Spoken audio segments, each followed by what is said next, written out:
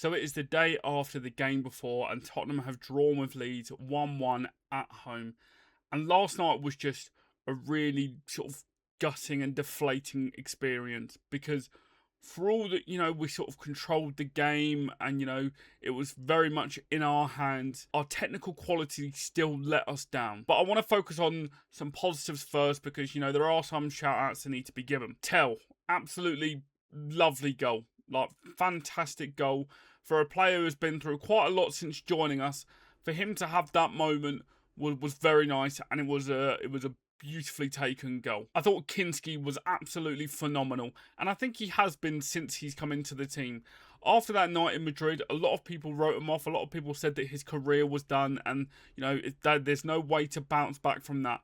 But if you consider what he's done since coming back into the team, the last minute save in the Wolves game to stop that from going to a draw, the header in the first half which he pushed onto the post and then managed to retrieve, and then that save from that Longstaff shot in sort of the dying embers of the game. I don't speak in hyperbole when I say I think that's one of the best saves I've ever seen. When you consider the absolute, the speed that is coming with, like, that is an absolute thunderbolt that is rocketing towards him. The fact he manages to get a hand to push that onto the bar is incredible. So while last night was disappointing, the level of character that Kinski is showing at the moment makes you think that, do we even want Vicario to come back in as first choice when he's fit? There's some conspiracy theories going around at the moment that Vicario is fit, but because of his, pending move to Inter Milan, we're playing Kinski. But on the form alone, you can't question it. Kinski hasn't put a foot wrong since he's come back into the team. So fair play to him for bouncing back for that, because like I said, after that night in Madrid, a lot of people thought that was said and done.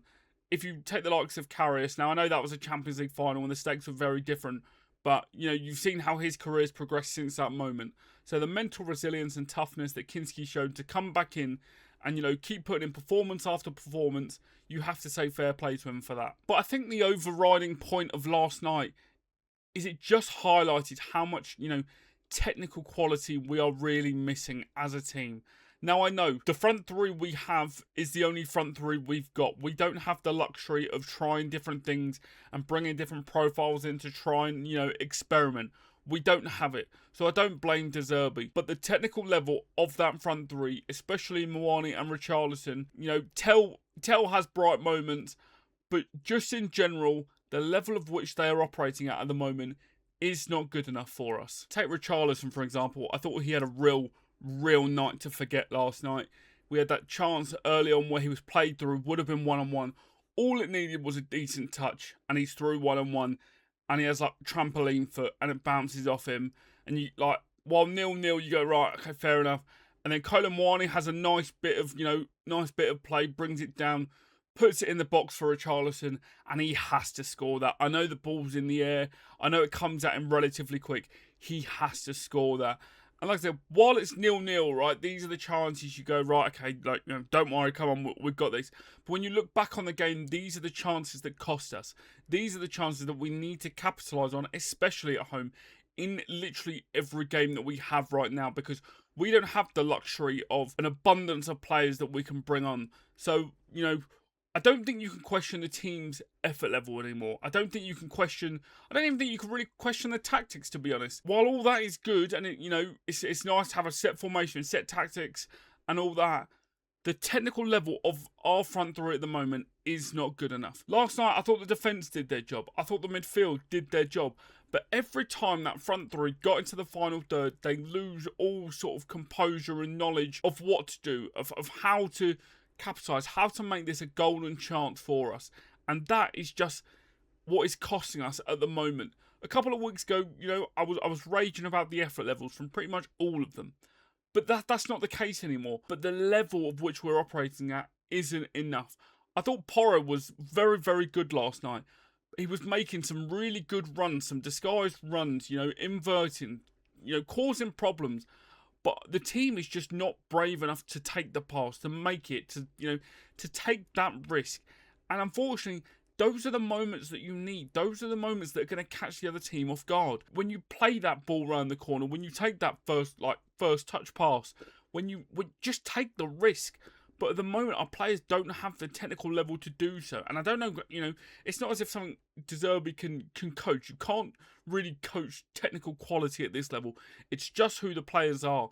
But unfortunately, for all they're trying, and I know they're fighting, like I'm not questioning their spirit or desire at the moment. It's just the technical level isn't there enough for us. And that is what is really, really costing this team at this moment in time. Now, I've got to speak about the penalty incident because till the day I die, I don't think I'll understand why he's gone for an overhead kick there. You don't want it to happen to any player, right? Like, obviously, we don't want our players to give away penalties. But if there was any player I really didn't want it to happen to, it was Tell.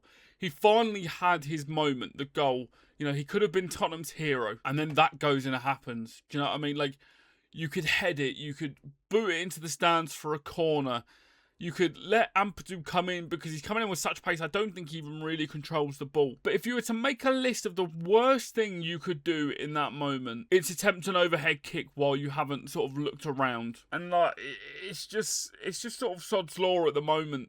Because for all we kept Leeds quiet, it's our own mistakes that are costing us. Don't want to bring it up again because of the abuse he's received since. But, done so against Brighton and last night has cost us the 4 points we need for safety.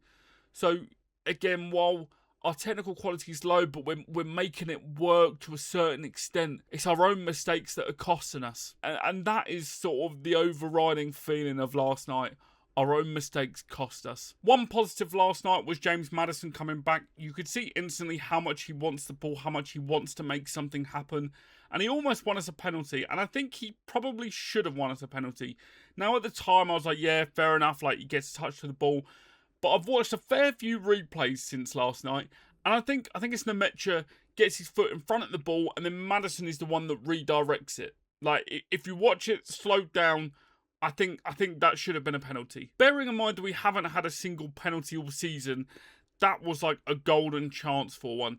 Now, I had a gripe with the fact that the Arsenal-West Ham decision took 6 minutes, right? So I'm not suggesting it should have taken that long. And I think even if he goes over to the monitor, he probably still doesn't give it. I don't trust referees at the moment. That should have been a penalty. I think if you slow it down enough.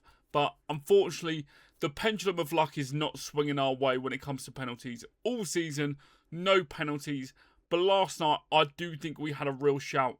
But regardless of that, Maddison, I think can make a real difference in these last two games. We know how much of a leader he is. We know how much of a focal point he is.